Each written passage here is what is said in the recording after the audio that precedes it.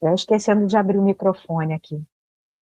Pois é, o Lula ele vem falando uma coisa que é muito nítido para nós, né, que estamos aqui desse lado. Eu sempre gosto de colocar quem acompanha a internet, a nossa mídia alternativa, como pessoas que têm um pouquinho mais de clareza para enxergar. Um pouquinho, não, a gente tem muito mais clareza. Acho que muitos de vocês poderiam estar aqui fazendo comentários como eu faço, de tanto que vocês ouvem, que vocês aprendem, que vocês, inclusive, aprendem até a interpretar os textos, né? Hoje, até estranhei, né? Saiu que a Michelle, na Metrópolis, a Michelle elogiou o governo Lula. E o cara printou o título da reportagem e botou no grupo, desesperado. E sabe o que que era? Ela tinha elogiado o grupo de surdos e mudos, porque teve um projeto a educação do Lula fez e ela estava feliz com isso. Só que, obviamente, o jornalista lá colocou que a Michelle elogiou o governo Lula. Foi esse o título. Vocês, com certeza, eu tenho certeza que vocês teriam aberto a matéria e teriam lido e teriam entendido que o título não tinha a ver com o texto, com o corpo do texto, né? E conseguem enxergar o que o povo que acompanha o Lula não enxerga. Ele o tempo todo, aliás, ele e toda a cúpula, eles ensinam a ser, que eles devem ser enxergados assim.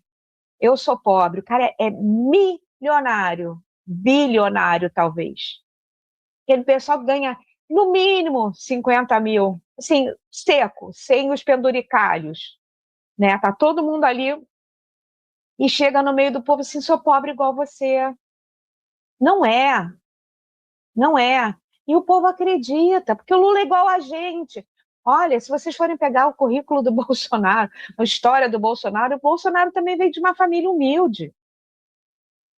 Como ele já era militar, os filhos talvez tenham tido uma criação um pouco melhor, já passa para a classe média. Mas o Lula esquece que ele não pode falar só para o povão. Ele tem que falar, ele é presidente do Brasil. A gente não gosta de falar que ele é nosso presidente, mas infelizmente é. Ele é presidente de uma classe média que às vezes está super preocupado em trabalhar, em botar comida na mesa, que está difícil botar comida na mesa. Ele tem a cara de pau de dar o dedo do meio para a classe média. Ele não está falando só com o pessoal da elite, não. Porque ele fala de pobre. E quem não é pobre a partir daí é que nem aquela Marilena Chauí, que fala que odeia a classe média. Eu duvido que ela não seja, porque ela é professora universitária, era, né? Deve ter aposentadorias, deve ter as palestras que ganha, já está de classe média para rica, né? Se for pegar, eu me lembro quando no segundo governo Lula, se não me engano, foi no segundo, ele disse que tinha acabado com a miséria, tinha diminuído a pobreza. Não, o Pockmann, acho que já estava naquela época, diminuiu o índice, o número que define a linha da miséria, sabe? Ele baixou. Então, quem era miserável continuava ganhando a mesma coisa, ou não ganhando nada, ou tendo as mesmas péssimas condições, mas deixou de ser por uma linha fina que eles baixaram. Então, agora só porque a gente definiu aqui, que eu baixei aqui a minha régua, então, ele, a partir dali, ele está dando esse dedo do meio, e esse dedo do meio foi bem explicado, né, pelo Gaia, o que que significa isso. E é isso que ele faz, porque ele veio ser presidente para se vingar. Ele falou. Ele não veio, ele veio fazer mais do que o que ele já fez, ele falou isso em campanha. Ele veio se vingar, ele falou isso em campanha. Ele veio continuar, não, ele veio terminar que ele sabe que agora, mesmo com 80 anos, né, vai se reeleger, sei lá, mas quando ele entrou, ele falava que não ia, que era a última chance dele, né, porque já estava idoso, que ele não imaginava que ele ia se empolgar de novo, ia querer vir candidato de novo. Estados Unidos que é assim, né, você tem duas candidaturas, podem ser seguidas ou não, só pode ser presidente duas vezes. Aqui, o cara já está na terceira, tentando a quarta, e já não tem nem mais sanidade mental.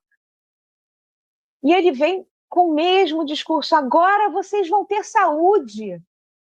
Será que esse povo que está ali não estaria feliz, não está feliz, quem trabalha ali, que tem numa empresa que dá o plano de saúde para ela, mesmo que a empresa tenha o desconto?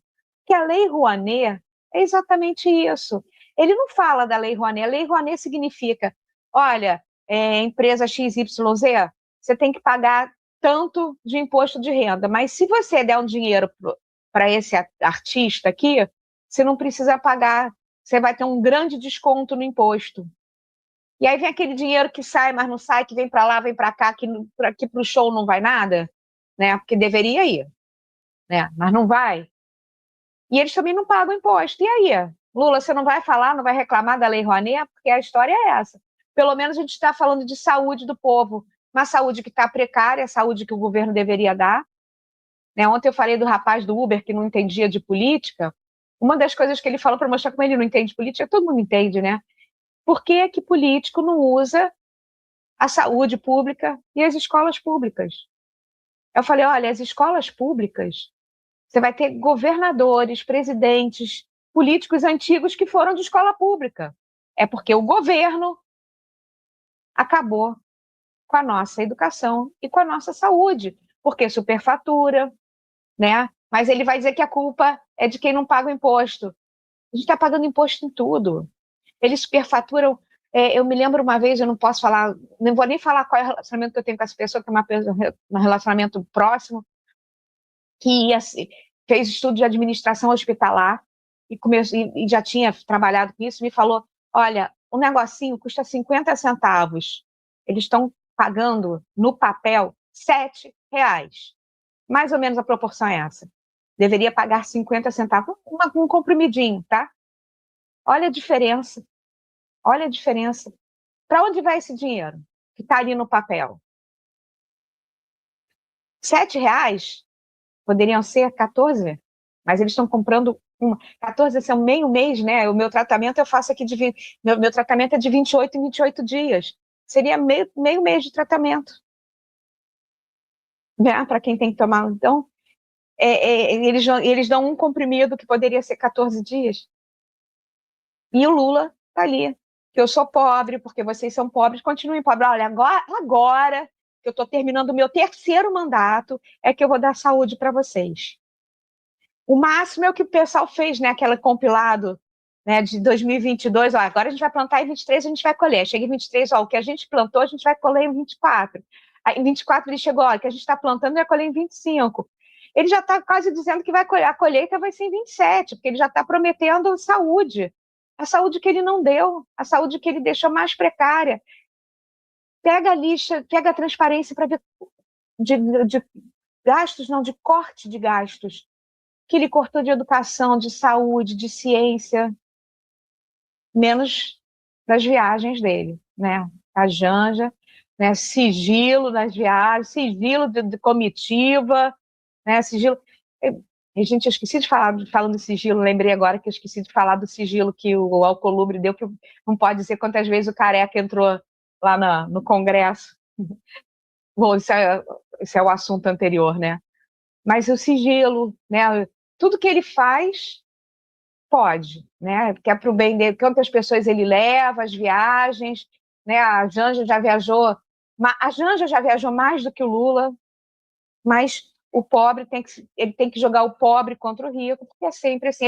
Ele fala com uma frase muito bonita, pode ser preto, branco, pobre, rico, não sei o quê, mas nós pobres, porque eles ricos, toda uma montagem que ele já tem na cabeça dele, já sai naturalmente, essa coisa de ordenar a forma, a linguagem dele para enrolar aquelas pessoas.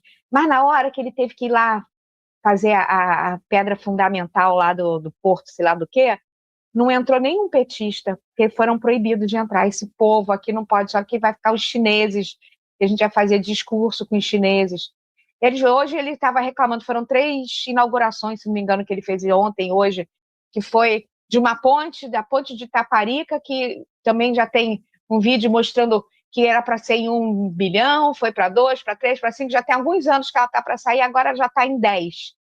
Agora que fechou com os chineses, ninguém sabe se teve sequer licitação.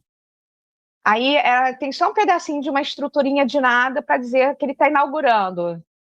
Aí tem uma outra da passagem do Rio São Francisco, que ele botou um container, construiu uma ponte em cima do container para a água passar. Na hora que ele estava, não tinha água. Aí depois foram lá, teve um vídeo de um outro cara que foi lá, mostrou que ali tinha água, mas ele mostra simplesmente que as laterais não tem aquela estrutura de concreto, né, da época que a gente viu o Bolsonaro fazer e tal, que vai dar tudo errado, e que aquele container prova que ele é gente, imagina, é um container com terra em volta e uma pista passando por cima, e o rio vai passar. Ele diz que é uma inauguração de um túnel para passar água. Aí ele fala que é uma papagaiada ele não poder ficar inaugurando obra. Ele vai inaugurar a obra há 2 meses das eleições, há 100 dias das eleições. Ele não inaugurou nenhuma obra até agora está saindo para correr. Teve uma outra que foi para inaugurar uma pedra fundamental, onde vai futuramente começar uma obra. Aqui no Rio, ele também mostrou aqui o Eduardo Paz, né, aí com o substituto dele, o vice que assumiu no lugar dele. Vai ter o Instituto Federal na Cidade de Deus. Ele está inaugurando um monte de coisa só para dizer, e tem gente que acredita. Tem gente que acredita nesse homem. Assim, é um fanatismo. Vão dizer, mas vocês também são fanáticos pelo Bolsonaro. Eu tenho certeza que todos nós aqui, a gente ia sofrer. Como a gente sofreu quando a gente achava que o PSDB, lembra? O PSDB era a direita?